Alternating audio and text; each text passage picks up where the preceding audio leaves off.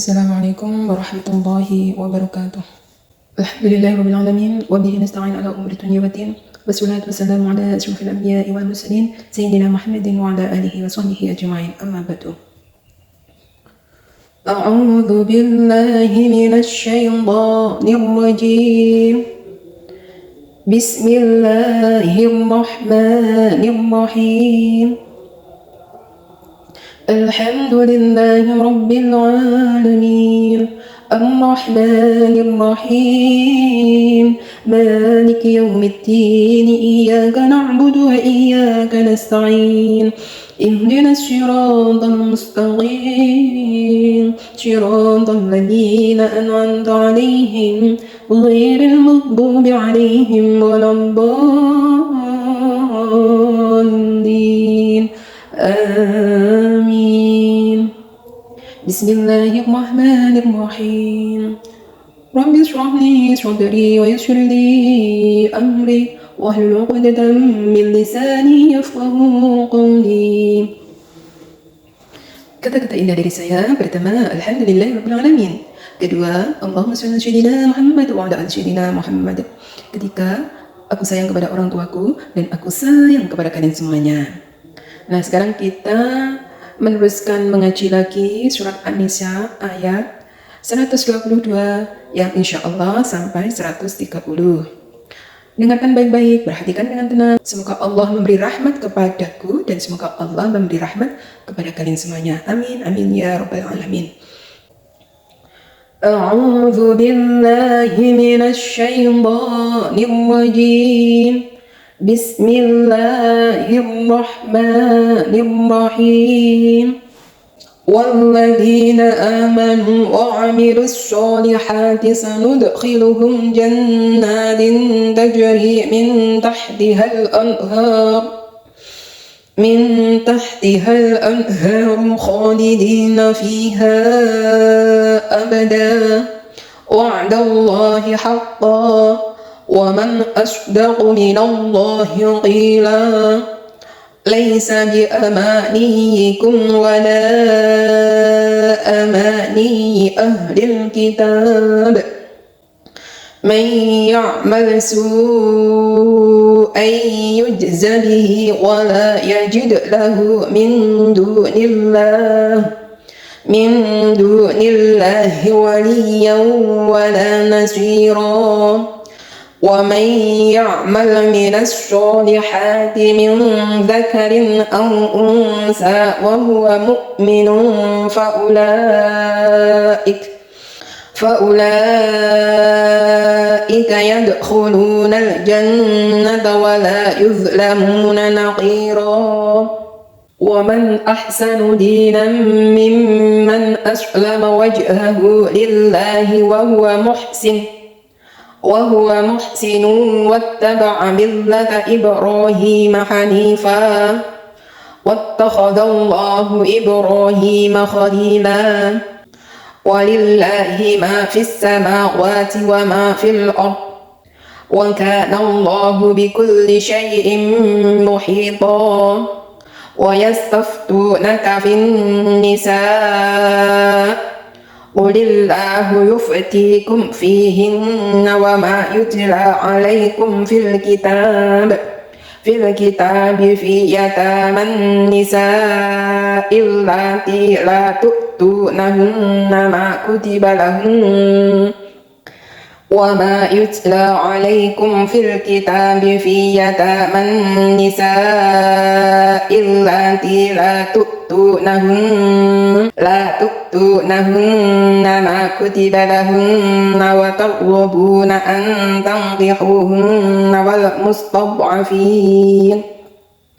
والمستضعفين من الولدان وأن تقوموا لليتامى بالقسط وما تفعلوا من خير فإن الله كان به عليما وإن امرأة خافت من بعلها نشوزا أو إعراضا فلا جناح عليهما أن يصلحا بينهما صلحا والصلح خير وأحضرت الأنفس الشح وإن تحسنوا وتتقوا فإن الله كان بما تعملون خبيرا ولن تستطيعوا أن تعدلوا بين النساء ولو حرصتم فلا تميلوا كل الميل فتذروها كالمعلقة وإن تصلحوا وتتقوا فإن الله كان غفورا رحيما وإن يتفرقا يغني الله كلا من سعته وكان الله واسعا حكيما صدق الله العظيم. Alhamdulillahirrabbilalamin. Demikianlah tadi belajar takbir ayat 122 sampai 130 dari surat An-Nisa. Dan sekarang kita belajar tafsirnya. Dengarkan baik-baik, perhatikan dengan tenang. Semoga Allah memberi rahmat kepadaku dan memberi rahmat kepada kalian semuanya. Amin, amin ya rabbal alamin. Aku berlindung kepada Allah dari godaan syaitan yang terkutuk dengan menyebut asma Allah yang Maha Pengasih lagi Maha Penyayang. 122. Orang-orang yang beriman dan mengerjakan amal soleh, kelak akan kami masukkan ke dalam surga yang mengalir sungai-sungai di dalamnya. Mereka kekal di dalamnya selama-lamanya. Allah telah membuat suatu janji yang benar, dan siapakah yang lebih benar perkataannya daripada Allah. Subhanallah ya. Jadi ini janjinya Allah. Ya, janjinya Allah yang diberikan kepada orang yang beriman dan bertakwa itu surga. Surga itu seperti apa? Bahkan kenikmatan di dalam dunia ini yang paling nikmat itu nggak ada apa-apanya. Tetapi kalau surga, Masya Allah, nikmat banget. Bayangkan, kamu makan itu nggak merasakan perut kamu itu sakit ya kalau makan terus. Bayangkan, terus makan, terus itu merasakan nikmatnya. Dan tidak buang air besar maupun tidak buang air kecil. Cuma glegeng dan sendawa kalau bahasa Indonesianya. Cuma sendawa. Dan sendawanya itu baunya harum sekali. Itu masih dari segi makanan ya. Terus merasakan kenikmatan. Terus perutnya tidak sakit kalau kebanyakan. Terus merasakan nikmat terus. Kalau di dunia seenak-enak makan, contohnya makan sate lah ya. Coba kalau makan terus habis 3 ember gitu aja. Itu menyiksa perut. Dan tidak enak rasanya kalau di terakhirnya. Kalau perut ini sudah penuh, sudah nggak enak merasakan. Bahkan mau muntah-muntah ya akibatnya kalau makan terlalu banyak. Tapi di surga tidak. Terus makan apapun kesukaannya, cuma sendawa. Dan sendawanya itu baunya harum sekali. Itu dari segi makan. Minum apa juga ya? Iya, sungainya itu bahkan madu. Ada sungai madu, ada sungai susu, ada sungai yang sangat jernih, manis, ada sungai. Pokoknya bermacam-macam sungai yang bermacam-macam rasanya. Dan bersih sekali, nggak ada kotoran. Bahkan tanahnya diinjak itu baunya harum. Tanahnya itu aja harum. Subhanallah. Jadi surga itu memang tempat kenikmatan, tempat keindahan, kenikmatan, tidak lelah sama sekali. Dan nggak ada perkataan yang kasar sedikit pun di surga itu nggak ada. Misuhui nggak eneng, olok-olokan nggak eneng. Bahasa kasar contohnya ya, apa itu?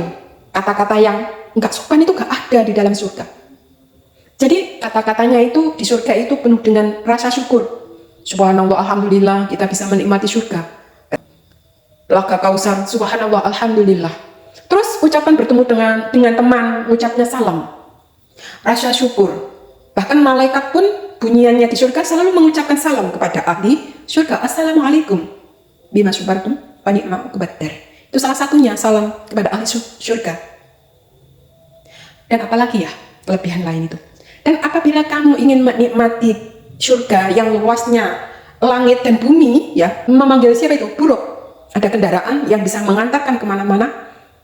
Subhanallah. Jadi kenikmatan yang sangat nikmat itu surga. Dunia nggak enak apa-apa nih. Ya, kok ibaratkan tadi loh. Kalau di dunia itu wis tuh sampai sak rakus-rakus sama nengok dunia. Ya, mangan sak ember ketemu sudah merasakan sakit. Terus makan, terus dari pagi sampai sore makan, ya nggak kuat.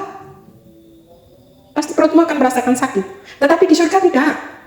terus nikmat, cuma sendawa dan tidak buang kotoran.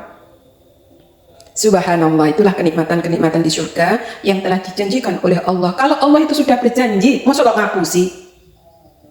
Kalau ada orang bilang begini, alah, surga ini gak eneng. Surga ini gak eneng. Surga ini yang dunia ini lagi atau mata-mata air, sungai berantas, kalau mata sungai. Seakan-akan digambarkan dunia itu seperti surga. Padahal gak enak apa-apa nih. Lawang sungai berantas kuya wis campur dengan telek babi, kencing babi, sampah dan sebagainya. Tapi ya Telaga Kausar ya, sungai-sungai di surga itu murni jernih. Subhanallah, nggak ada yang menandingi apa ning kok donya iki. Memang gambarannya wong lah kalau Allah iki bilang sungai-sungai mal. Wong donya paham bahwa sungai iki seperti sungai yang ada di dunia itu ya mengalir. Lah surga kono ya eneng tapi tingkatannya nggak podo. Lek sungai ini kok donya itu kotor, kalau nggak dimasak dulu airnya penuh dengan kuman. Terus apa itu? Kalau diminum nggak dimasak dulu di perut bisa sakit. Tapi kalau Telaga Kausar di surga sana ya nggak ada yang namanya kotoran gitu, nggak ada, semuanya serba jernih. Bahkan sungai susu ada, sungai madu ada. Bayangkan bagaimana Allah menciptakan sejernih itu. Kayak kamu minum sepuasnya itu lo nggak merasakan perutmu sakit, nah justru kamu terus merasakan kenikmatan terus. Itulah apa di surga itu kita nggak punya kemaluan, punya. Kok nggak kena tinggi ngiseng yo, mana? Ya itulah kemahabesaran Allah. Kita waktu di dunia sok ya sama seperti nanti di surga, cuma di surga itu gak enek wong sing tua. Semuanya muda semuanya, bahkan orang itu kalau meninggal tua ya di surga sana menjadi muda. Lah itulah jenis surga itu tempat keindahan yang paling indah. Terus apakah di surga orang istri suami itu bisa bersenang-senang? Ya bisa, sesuai dengan apa yang diinginkannya.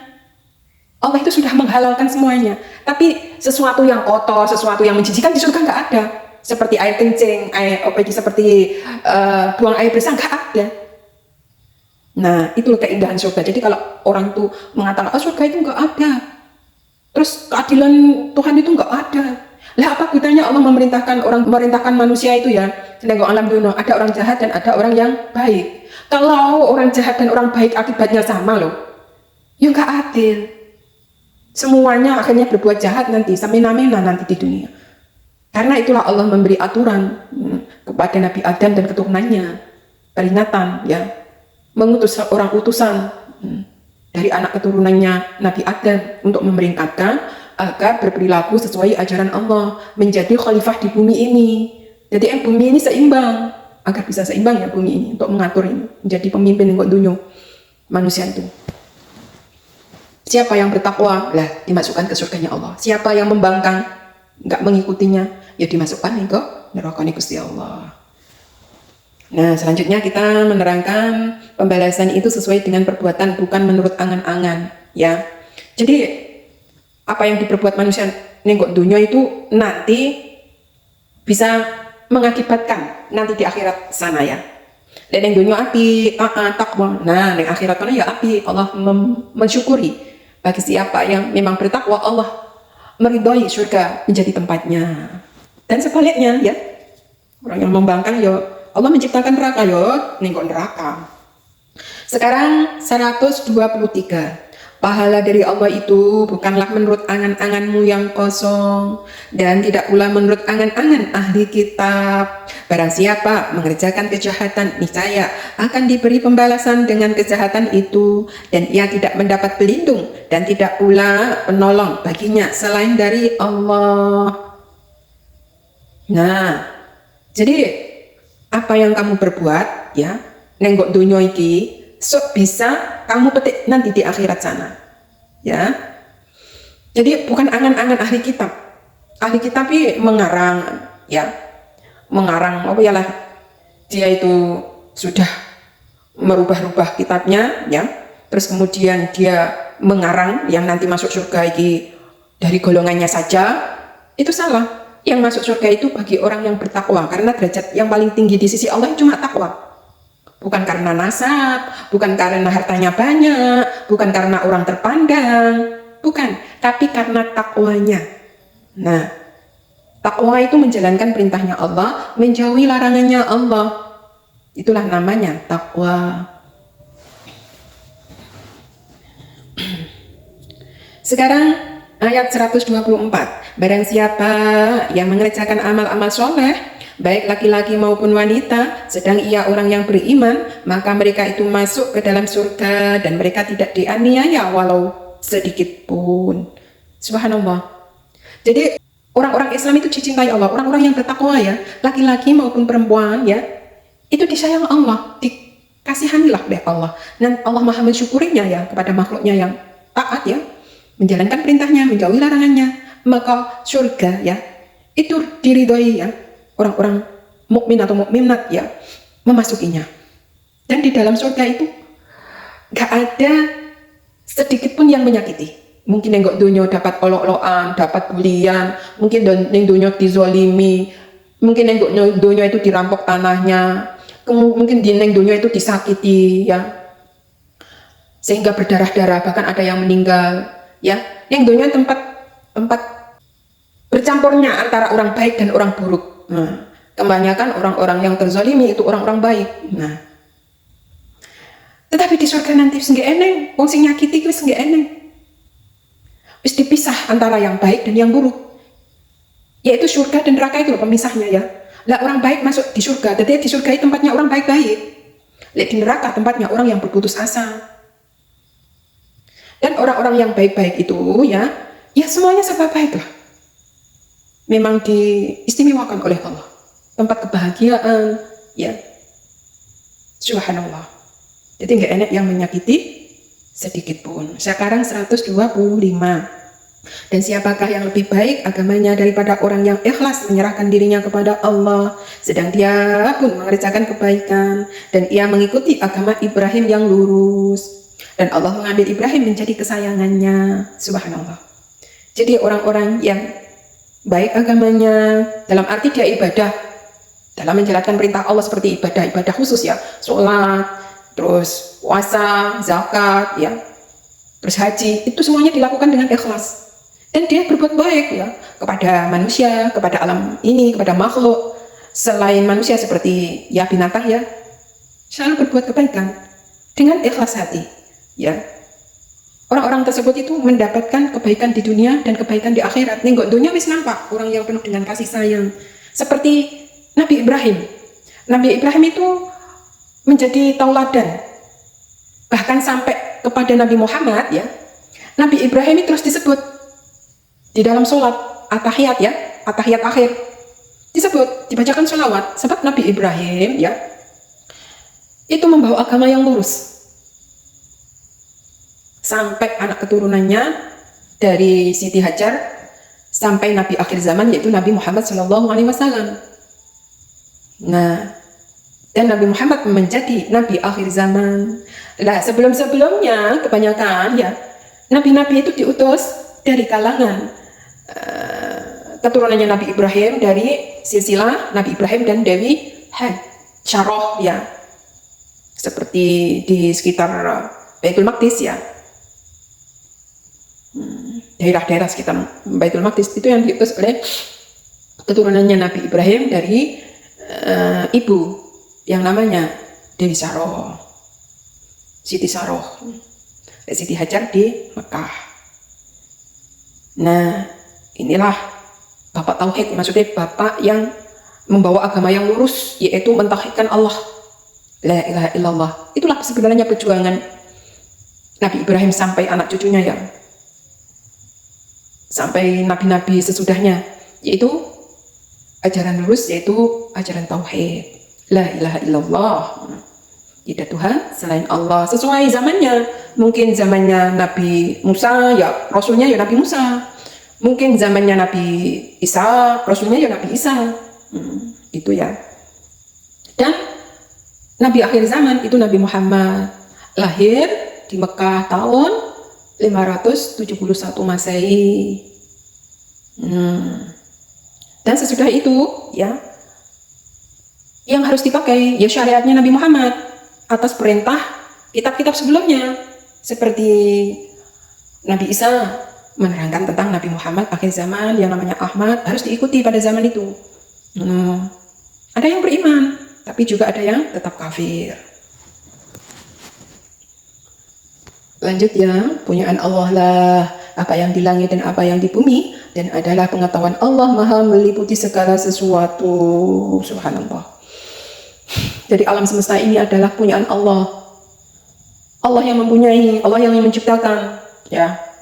Dan Allah nggak butuh semua ciptaannya itu. Allah kebesarannya melebihi itu semuanya. Bumi itu begitu kecil. Kalau Allah menempati bumi, wong itu ciptaannya ya nggak mungkin. Kebesaran Allah itu lebih besar, menciptakan alam semesta seperti planet-planet yang ada di atas sana itu ya, seperti planet Jupiter, Neptunus, Uranus, Pluto, Mars, dan banyak lagi di sana ya. Itu semuanya ciptaan Allah, dan Allah nggak menempati itu semuanya. Bahkan bumi kalau dipandang dari Jupiter ya, itu kelihatan hanya cuma titik, setitiknya aja. Kelihatan setitik. Itu bumi lah. Allah yang menciptakan alam semesta itu.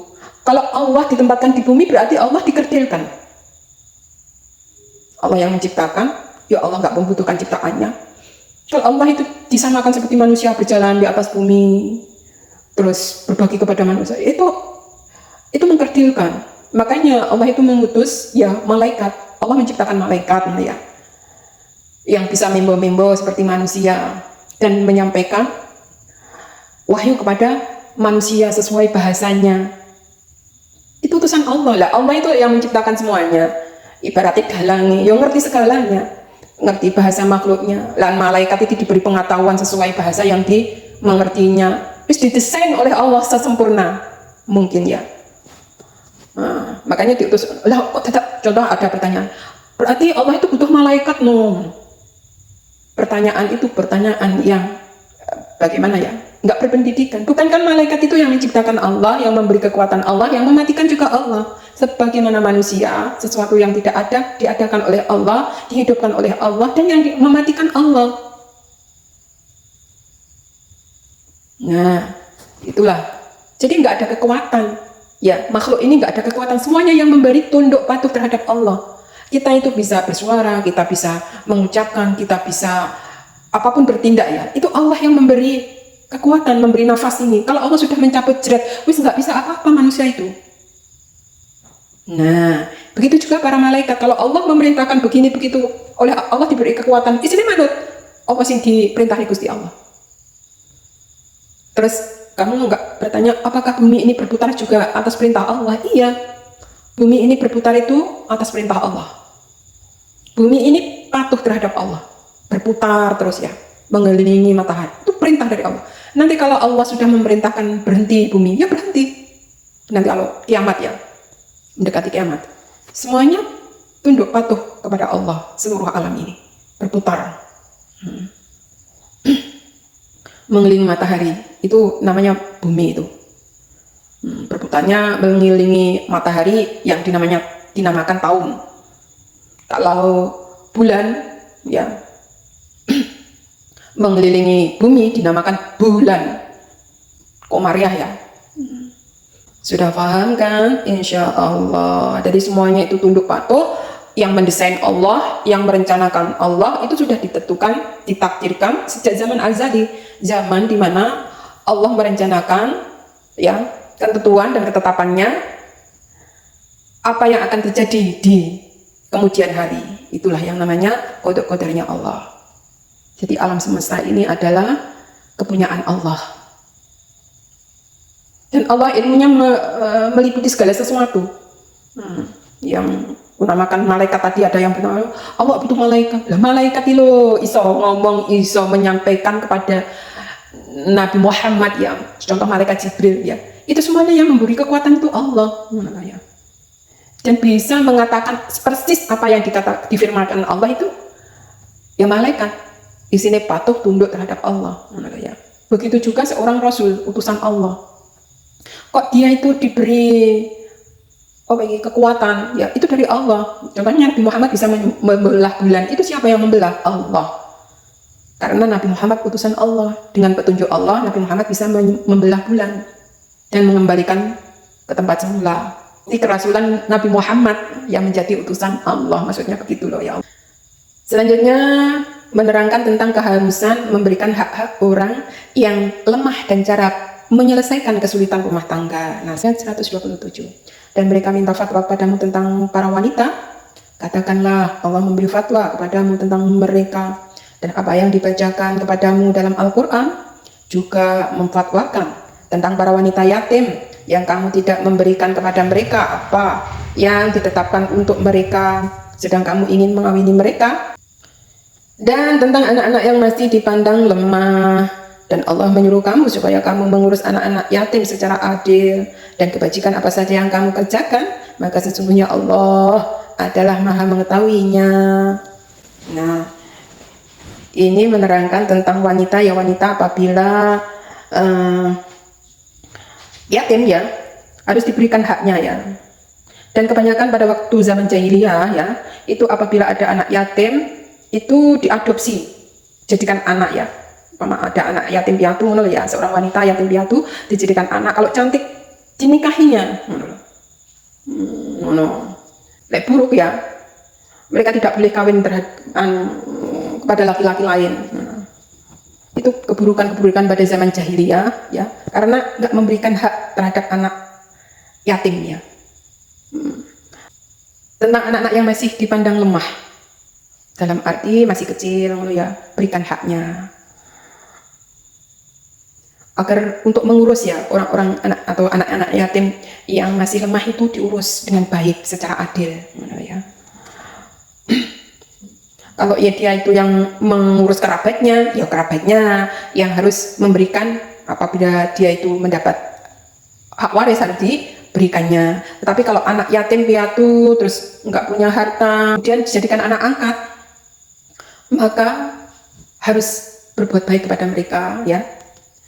Tidak boleh menzoliminya. Menurut adat Arab jahiliyah, seorang wali berkuasa atas wanita yatim yang di dalam asuhannya dan berkuasa akan hartanya. Jika wanita yatim itu cantik, dikawini dan diambil hartanya. Jika wanita yatim itu buruk rupanya, dihalanginya kawin dengan laki-laki yang lain supaya dia tetap dapat menguasai hartanya. Kebiasaan di atas dilarang melakukannya oleh ayat ini. Nah, jadi nggak boleh itu jahiliyah ya, anak angkat dikawini terus hanya untuk direbut hartanya nggak boleh. Apalagi nggak boleh kawin terus agar hartanya tetap dikuasainya, itu nggak boleh. Itulah Islam ya, Islam sangatlah adil. Jadi lek mupu ya, anak angkat, anak yatim ya, ya berikan haknya ya. Jadi orang tua iki yo rumang sangi jadi wong tua ya, lek waktu menikah dan dinikah nih. Nah, jangan seperti kaum jahiliyah pada waktu dulu itu.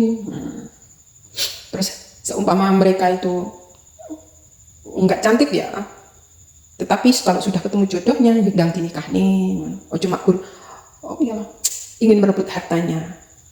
Di dalam surat ini tidak boleh. Jadi anak yatim ini dilindungi ya di dalam Al-Quran, hati-hati ya. Sekarang 128. Dan jika seorang wanita khawatir akan nusyuz atau sikap tidak acuh dari suaminya, maka tidak mengapa bagi keduanya mengadakan perdamaian yang sebenar-benarnya. Dan perdamaian itu lebih baik bagi mereka, walaupun manusia itu menurut tabiatnya kikir. Dan jika kamu bergaul dengan istrimu secara baik dan memelihara dirimu dari nusyuz dan sikap tak acuh, maka sesungguhnya Allah adalah maha mengetahui apa yang kamu kerjakan. Jadi nusyuz itu ada dari pihak laki-laki dan nusyuz itu ada dari pihak perempuan. Jadi jangan salahkan hanya wanita saja ya yang nusyuz ya, tapi laki-laki juga bisa nusyuz. Kalau wanita itu nusyuz seperti dia apabila bepergian beberapa hari tidak pamitan kepada suaminya, tidak menganggap suaminya itu sebagai kepala keluarga, seenaknya saja, pergi kemana seenaknya saja, itu jenis nusyuz dari pihak perempuan. Tapi nusyuz dari pihak laki-laki ya, sikap tak acuh ya, nggak menafkahi lahir batin seorang istri itu nusyuz ya. Terus berbuat yang kasar itu juga nusyuz. Pokoknya intinya menyakiti seorang istri kan nusyuz dari pihak laki-laki, itu tidak boleh. Jadi yang paling baik itu ya berdamai ya. Kalau mereka itu berdamai, mereka itu rukun ya, saling memaafkan, terus saling berbuat baik, itu lebih baik. Nah, jenenge Memang bercerai itu sesuatu yang dibolehkan dalam Islam ya, tetapi itu dibenci oleh Allah. Tetapi kalau masih sebuah keluarga itu saling baik ya, saling damai ya, itu lebih baik, lebih dicintai oleh Allah, lebih disukai oleh Allah. Nah, tapi Allah itu juga memberi solusi. Memang kalau kedua belah pihak suami istri itu nggak bisa ya untuk berdamai ya, malah justru musuh-musuhan ya, nggak ada cinta lagi, terus malah justru saling mencemooh, saling menghina, saling menjatuhkan, itu rasa cinta sudah hilang. Nah, jalan satu-satunya ya berpisah aja ya. Ya, jadi Allah memberi solusi untuk memberi solusi agar tidak saling tersakiti. Nah, ya. Apalagi yang satu baik, yang satu jahat. Contoh kalau suaminya itu sudah melampaui batas nususnya ya, sampai memukul berdarah-darah, terus sampai dia itu pokoknya terlalu terdolimi seorang istri, maka boleh bercerai. Nah, karena sudah tidak bisa dipertahankan ya keluarganya. Nah, lebih baik saling pisah ya. Tetapi kalau masih ada saling damai ya, memaafkan satu sama lain, mempunyai ilmu ya, memang orang itu kalau mempunyai ilmu itu mudah untuk menerima, mudah untuk memaafkan, terus mudah untuk berbuat baik. Itu lebih dicintai oleh Allah. Karena yaitu dua-duanya saling menjaga perdamaian. Lanjut, 129. Dan kamu sekali-kali tidak akan dapat berlaku adil antara istri-istrimu, walaupun kamu sangat ingin berbuat demikian. Karena itu janganlah kamu terlalu cenderung kepada yang kamu cintai, sehingga kamu biarkan yang lain terkatung-katung. Dan jika kamu mengadakan perbaikan dan pemeliharaan diri dari kecurangan, maka sesungguhnya Allah Maha Pengampun lagi Maha Penyayang. Nah, jadi ini menerangkan apabila seorang suami itu mempunyai lebih dari satu istri ya, jangan sampai tidak adil, ya. Walaupun kamu menginginkan yang adil 100% ya, itu juga nggak bisa, ya. Pokoknya kamu jangan cenderung istri yang satu dengan yang lain itu kamu abaikan, jangan sampai seperti itu, ya. Karena 100% sama itu nggak bisa. Karena satu wanita dengan wanita lainnya itu sifatnya nggak sama. Tentu seorang suami menghadapi istrinya juga mungkin ada yang nggak sama cintanya. Walaupun kamu 100% ingin berbuat adil, itu nggak akan bisa, maksudnya seperti itu. Yang penting kamu sudah berusaha ya, jangan sampai istrimu ya diabaikan antara satu dan yang lain itu sama ya. Jangan sampai milih salah satu yang kamu perhatikan saja, sedang yang lain itu tidak kamu perhatikan, sehingga terkatung-katung lah nasibnya, ya. Apabila yang satu diberi, yang lainnya juga diberi.